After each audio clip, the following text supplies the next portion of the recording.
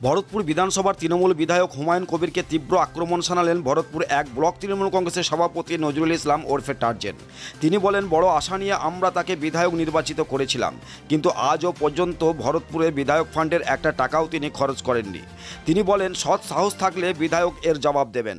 নজরুলবাবু বিধায়ককে কৌশলে বহিরাগত কটাক্ষ করতেও ছাড়েননি।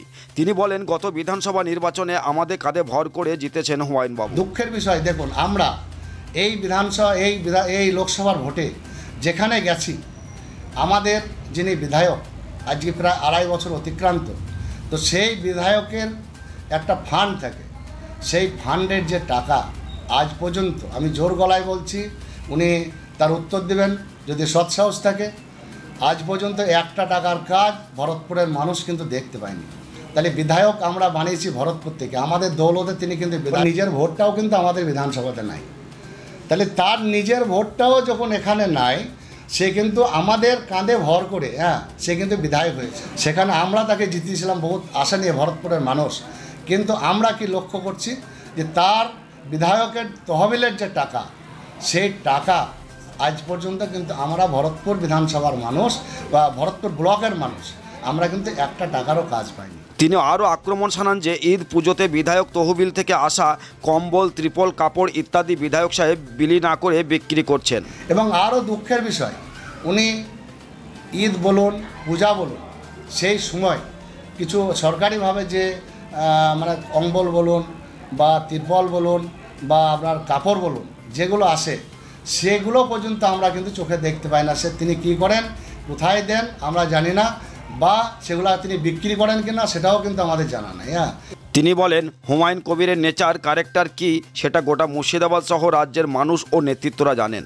অতএব আমাদেরও মানুষকে জানানো দরকার তার নেচার, তার ক্যারেক্টার, বা সে কী প্রকৃতির মানুষ, সেটা কিন্তু গোটা মুর্শিদাবাদ জেলা শুধু নয়, গোটা রাজ্যের মানুষ জানে তার ক্যারেক্টার সম্বন্ধে।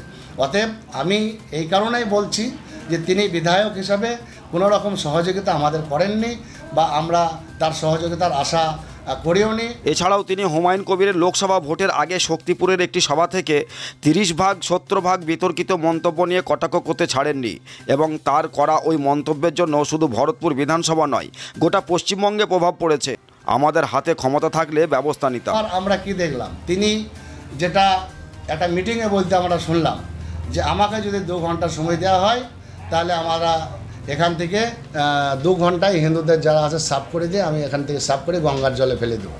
এই যে কথাটা 70-30 যে কথা, সেই কথাতে কিন্তু আমাদের অনেক ক্ষতি হয়েছে, এবং এর প্রভাব বিভিন্ন হিন্দু এলাকায় আমরা কিন্তু লক্ষ্য করেছি যে এই হুমায়ুন কবিরের বক্তব্য শুধু আমাদের ব্লক না, সারা মুর্শিদাবাদ, সারা বাংলার বিভিন্ন প্রান্তে কিন্তু আমরা ক্ষতিগ্রস্ত হয়েছি। এবং তার এই বেফাস মন্তব্য বা তার এই ধরনের উদ্দেশ্যপ্রণীতভাবে বলা কিনা সেটাও আমরা জানি না, কিন্তু তিনি যেটা করেছেন সেটা কিন্তু দলকে বিপাকে ফেলেছেন। দল অবশ্যই এই বিষয়ে ভাববেন, আমাদের তো ভাবার অধিকার নাই, আমাদের সে ক্ষমতাও নাই। আমাদের হাতে সে ক্ষমতা থাকলে অবশ্যই তার বিচার হতো, কিন্তু আমাদের তো আমরা ক্ষুদ্র, আমরা ব্লক সভাপতি, অথবা আমরা বলতে পারি কিন্তু কোনো ডিসিশন আমরা নিতে পারি না। আমরা অবশ্যই দলকে অনুরোধ করব, আমাদের সর্বময় নেত্রী মমতা বন্দ্যোপাধ্যায় এবং আমাদের আইকন অভিষেক বন্দ্যোপাধ্যায়, যে তিনার এই ধরনের মন্তব্যে দলকে যে লোকসভা ভোটে বিপাকে ফেলেছেন তার ব্যবস্থা যেন তিনারা অবশ্যই নেন, এটা আমরা কিন্তু আশা করব এবং এটা আমরা চাই। হুমায়ুন কবির ভরতপুরের বিধায়ক, কিন্তু তিনি ভরতপুরের জন্য কোনো কাজের দাবি না জানিয়ে রেজিনগরের রাইস মিল সহ বিভিন্ন বিষয়ে দাবি জানান। যিনি বিধায়ক তিনি তো আমাদের ভরতপুর বিধানসভার কথা বলবেন, এটা আমরা আশা করি। কিন্তু আমরা কি দেখি যে বিধানসভায় যাওয়ার পরেও যখন তিনি কোনো এতে অংশ নেন বা বিধানসভায় অংশগ্রহণ করেন, সেখানে কিন্তু ভরতপুরের যে আমাদের সমস্যা, সে সমস্যার কথা কিন্তু তার মুখ থেকে আমরা বলতে শুনি না। আমরা রেজিনগর সম্বন্ধে বলতে শুনি, রেজিনগরে রাইস মিল বানাতে হবে বা রেজিনগরে এই কাজ করতে হবে, কিন্তু তিনি বিধায়ক তো ভরতপুরের, কিন্তু ভরতপুরের মাটিতে ভরতপুরে কি করতে হবে, ভরতপুরে কি প্রয়োজন, ভরতপুরের কি দরকার, সেটা কিন্তু আমরা শুনি না। এবং তিনি বিধায়ক হয়ে বসে আছেন, ভরতপুরের কোনো মানুষের সঙ্গে, আমাদের সঙ্গে তো যোগাযোগ রাখেন না, ভরতপুরের কোনো এলাকায়, কোনো অঞ্চলে কোনো মানুষের সঙ্গেও তিনি যোগাযোগ রাখেন না।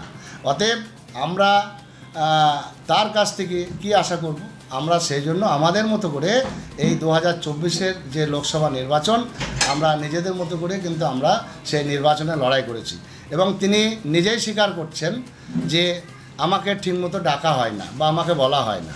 তা তিনি তো বিধায়ক, তিনার তো একটা কর্তব্য আছে যে আমি এই এলাকার বিধায়ক, আমাকে ভোট করতে হবে। তা তিনি কতটা কী করেছেন? তার মানে তিনি নিজেই স্বীকার করছেন যে আমি কিন্তু এই ভোটে সেভাবে অংশগ্রহণ করিনি। অতএব ব্লক সভাপতি হিসাবে আমরা আমাদের সাধ্যমতো ভরতপুর ব্লকে, ভরতপুর বিধানসভায় আমরা আমাদের যোগ্যতাতে আমরা কিন্তু লিড দিয়ে দেখিয়ে দিয়েছি। আপনার পছন্দের মোবাইল হ্যান্ডসেট ক্রয় করতে আসুন এক্সক্লুসিভ শোরুম রনি টেলিকম।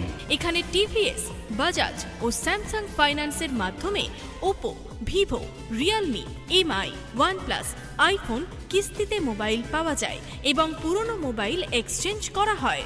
আমাদের ঠিকানা ভরতপুর বাজার আলিয়া হাই স্কুলের সন্নিকটে, ভরতপুর, মুর্শিদাবাদ। মোবাইল নম্বর 8170880880।